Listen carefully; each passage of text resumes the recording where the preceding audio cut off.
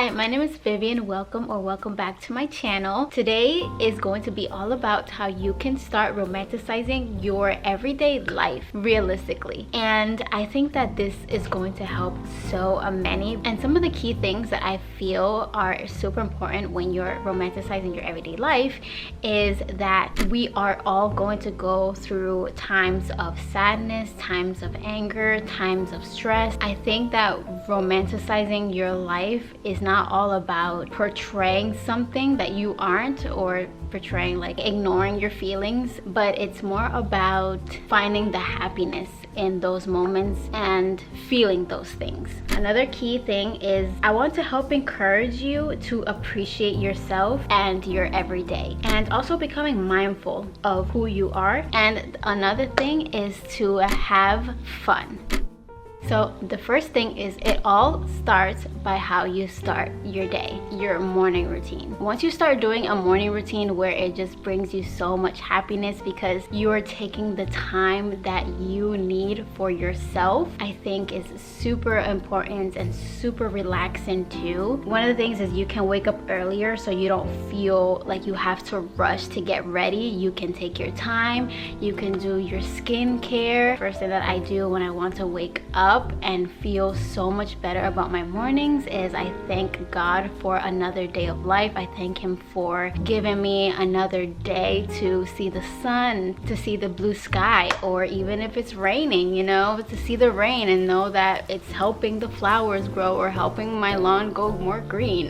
Things like that, implementing into your everyday morning routine, and do things that kind of stop you from reaching your phone. Because I know that the very first thing that we all want to do is check our phones. That can kind of stump you into how your morning or how your day is going to go. It kind of also does like a mountain effect of how you're gonna feel throughout your day. Taking time to wake up earlier, doing little things before reaching for your phone to kind of get you into that mood of all around happiness, all around joy, can kind of help you also. And then you can do other things like reading a book. For me, it's reading my Bible, praying, journaling to God, or to also journal about things that are affecting you in your life, making you happy, what's making you sad. And then go for that ever important breakfast too. Make a really nice avocado toast, or also a bowl of cereal. Doesn't matter, because you had a very calming and relaxing morning routine, and eating some food is the cherry on top also.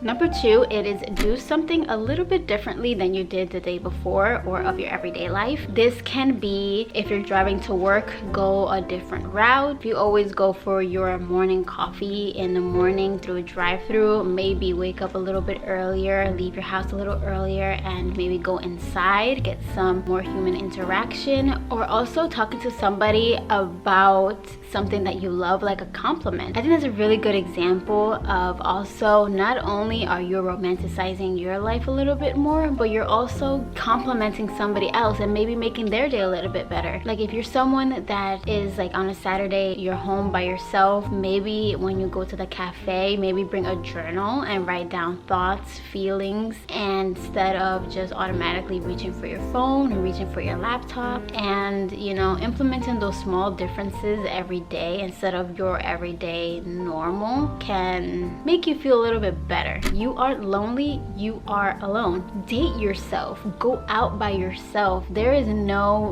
reason why anyone should feel awkward when going out by themselves. I go out by myself. To be honest, I'm not alone, I'm with God. But I think that until you reach the idea of enjoying your own company, I think will also help in those moments of when you are with people. It'll make them enjoy your company also, because then you're not thinking to yourself, oh well, maybe I'm boring, maybe I'm not funny enough, maybe I'm not this and maybe I'm not that. And then once you start realizing, the more you go out by yourself and the more you just love spending time with yourself, you're not going to be thinking about that. And your company is like the best company ever, because who spends more time with you than yourself? Obviously God, but you're fun.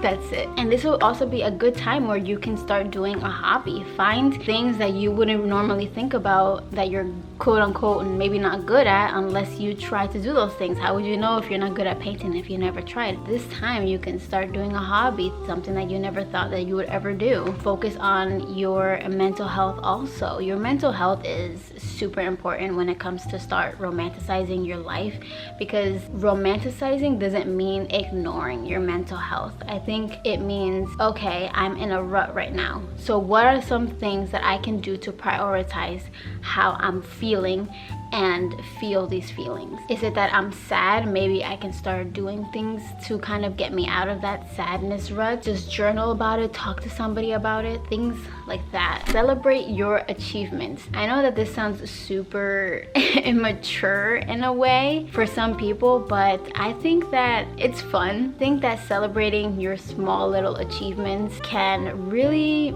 put a smile on your face. So for example, I will go and do this exercise, and when I go do this exercise, I'm going to give myself this healthy bar of chocolate. Celebrating small achievements also helps boost your confidence in yourself, and to realize that small things actually do matter. Putting down your phone every day, little by little.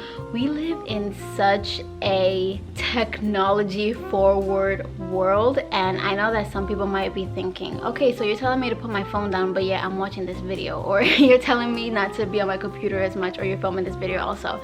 I feel that it is so much more important that you're focusing on the outside world a little bit better than just being on your phone watching videos all day, and or just reading a book. If you're a book reader, I don't suggest, if you want to romanticize your life, is, you know, reading 10 pages of a book every day when you're not a reader. Do things that you want to do. Don't portray something else that you're just not. Go out in nature for a little bit, go on a picnic, actually do things instead of just being on your phone all day every day and just seeing the same things that you're seeing every other day, and you know, just putting it down little by little. Spending time with family. Spending time with family is so important.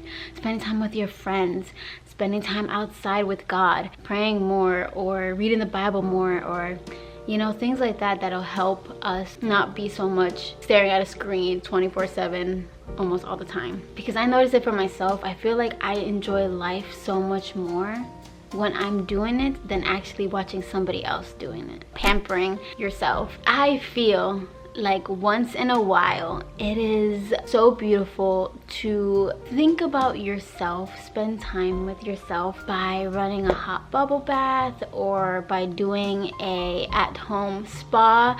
And just so you know, you don't need to buy the most luxurious products to have a luxurious time at a home spa. Buy yourself some flowers. Who says that you need someone else to buy flowers for yourself to make it be special?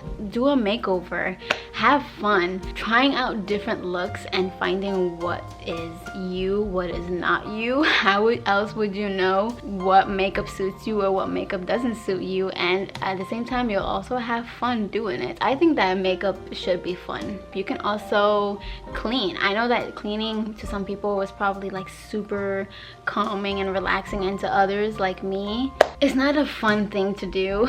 But I know that when I have a clean space, I have such a clean mind, and it also just helps to pamper myself too, because then I don't have to come home to, you know, a messy house, or if randomly somebody comes over, you're not like, ooh, there's a mess. No. And another thing is, it's just as important how you end your day by how you started your day. In the nighttime, do this time to unwind, read a book, doing things, something that'll help you relieve some of the craziness that had happened probably that day. And it's also perfect because you think about the day that you had. Is there something that you could have changed? Is there something that you could have done better?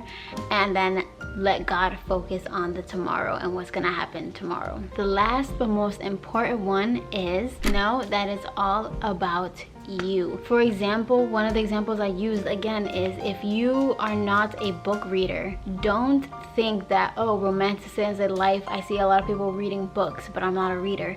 don't do that thing. Do what makes you happy. Are you a creative person? Then draw more. Start sewing clothes. I mean, I don't know, but do things that, you know, are with who you are. And it's also like how you wear your clothes, how you do your own makeup, by personalizing it and making it your own. Like, one of the things that I realized that is not really true in that whole like, oh well, romanticizing life means to be happy 24/7, unrealistic expectations. But I think that it's about finding that happy medium. Those are all of my tips when it comes to how you can realistically start romanticizing your life.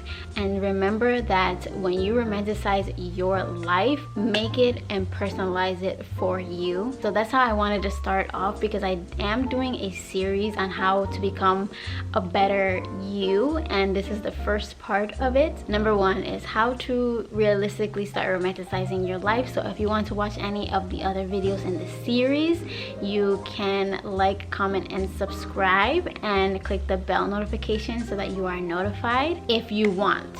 I always like to put it out there that you can subscribe, you can like, you can comment, any of that, if you want to do that. I am so excited. I can't wait to help as many people that want to start becoming better realistically, because I was in your shoes too, and I think that these are so perfect when it comes to realizing that I can become better also. Thank you so much. I love you, and see you next week. Bye.